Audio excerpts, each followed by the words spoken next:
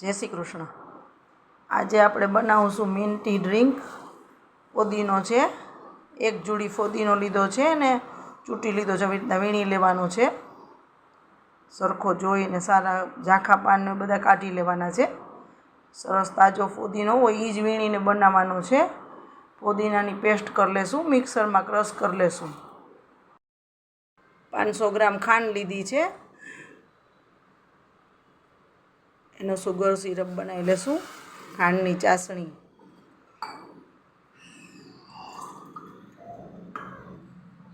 એક ગ્લાસ નાખ્યું છે, બીજો અડધો ગ્લાસ પાણી નાખ્યું છે અને ચાસણી બનાવી લેશું। ઉકાળી લેશું ખાંડને। મસાલામાં લઈ લીધો છે, ફોદીનો ક્રશ કરી લેશું। જો આ ફોદીનાની પેસ્ટ થઈ ગઈ છે, સાવ ક્રશ કરી નાખવાનો અને આપણા સુગર સિરપ થઈ ગયો છે, એને ઠંડો પાડી લેશું।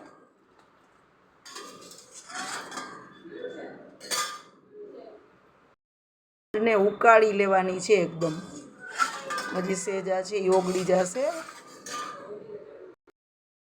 જો આ સુગર સિરપ રેડી થઈ ગયો છે, હવે આપણે ડ્રિંક બનાવી લેશું। હવે આપણે જે આ ચાસણી બનાવી છે એમાં પુદીનાની પેસ્ટ નાખી દેશું।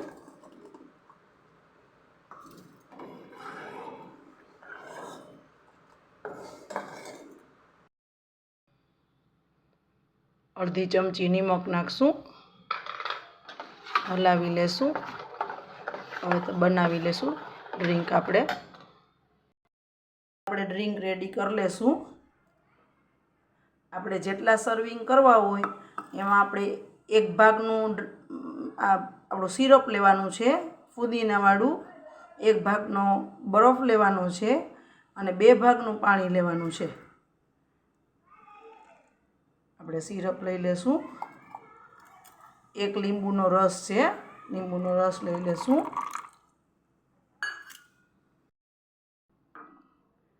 બે ભાગનું પાણી લઈ લેશું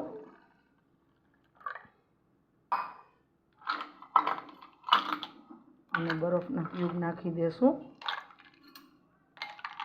હલાવી લેશું। રેડી છે ડ્રિંક, સર્વ કરી દેશું। જે આપણો સિરપ રાખ્યો છે એમાં આપણે ચપટી ગ્રીન ફૂડ કલર નાખશું એટલે કલર સરસ થઈ જાય। બાકી તો ઓરિજિનલ કલર સરસ જ છે, પણ બધાને બહાર જેવું જરાક વધારે શોખ હોય એટલે એકદમ ગ્રીન કલર થઈ જાય એટલા માટે।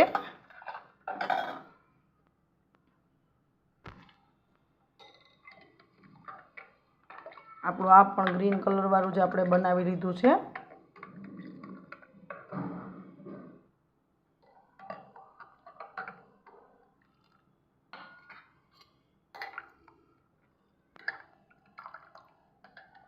સર્વ કરી દેશું।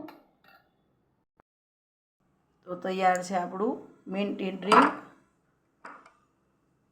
સર્વ કરી દીધું છે। એકદમ સરસ લાગે છે, ગરમીમાં બહુ જ સરસ લાગે છે। તો તૈયાર છે આપણું મિન્ટ ટી ડ્રિંક, એકવાર જરૂરથી ટ્રાય કરજો, બહુ જ સરસ લાગે છે ગરમીમાં એકદમ ઠંડુ ઠંડુ પીવાનું।